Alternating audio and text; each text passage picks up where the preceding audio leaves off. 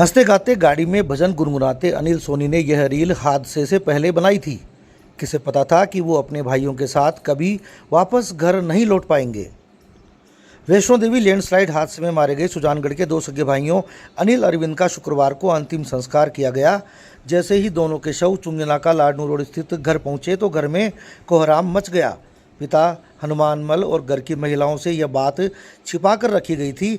शवों के घर पहुंचने पर हनुमानमल बेटों की हालत देखकर दहाड़े मारकर रोने लगे।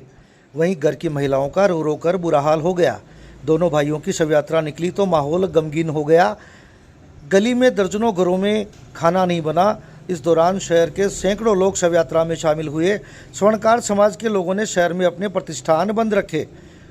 दोनों के छोटे भाई अशोक, अनिल के बेटे राहुल और अरविंद के दो बेटों पीयूष और भावेश ने दोनों को मुखाग्नि दी। इस दौरान वैष्णो देवी शव लेने गए अनिल अरविंद के छोटे भाई अशोक ने बताया कि अनिल अरविंद गजानंद और इनके नागौर के रहने वाले बुआ के लड़के संदीप ने मौत के समय करीब 200 ग्राम सोना पहना हुआ था। अनिल को सोना पहनने का शौक था। उसने एक ब्रासलेट, बाहरी चेन और अंगूठी पहनी हुई थी। इसी तरह बाकी तीनों ने भी सोने के आइटम पहने हुए थे। अशोक ने बताया कि चारों के शरीर पर पहना सोना, कीमती घड़ियां, महंगे मोबाइल गायब मिले। अशोक ने बताया कि उनके भाइयों के शवों के साथ करीब 25 लाख की लूट हुई है।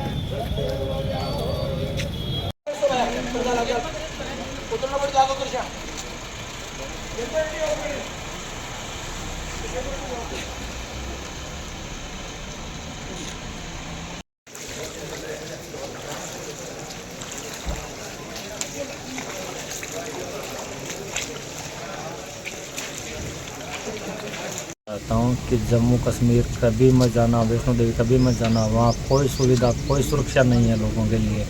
वहाँ मेरे दो सगे भाई गए हैं, एक मेरे अंकल का लड़का गया है, एक मेरी बुआ का लड़का गया है, जो इस पहाड़ टूटने की वजह से वो उनकी डेथ हो गई है चारों की। और वो ऐसे लोग हैं वहाँ पे कि वो शवों के साथ भी बर्बरता करते हैं। हमारे चारों भाइयों के पास में गोल्ड के ब्रासलेट, चेन, अंगूठी वगैरह समथिंग 200 ग्राम के समथिंग सोना उनके चारों के पहना हुआ था। मोबाइल थे तो नए हमारे मोबाइल मिले, नए हमें एक भी गोल्ड का कुछ भी नहीं मिला। सब 50-50 हज़ार रुपये कैश लेके गए थे, तो एक 500 रुपये का नोट भी उनकी जेब में नहीं मिला।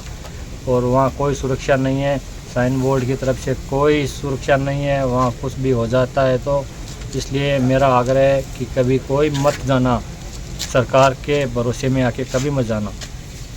स्थिति बड़ी नाजुक है। आज हमारे लिए वैसे स्थिति बहुत नाजुक है।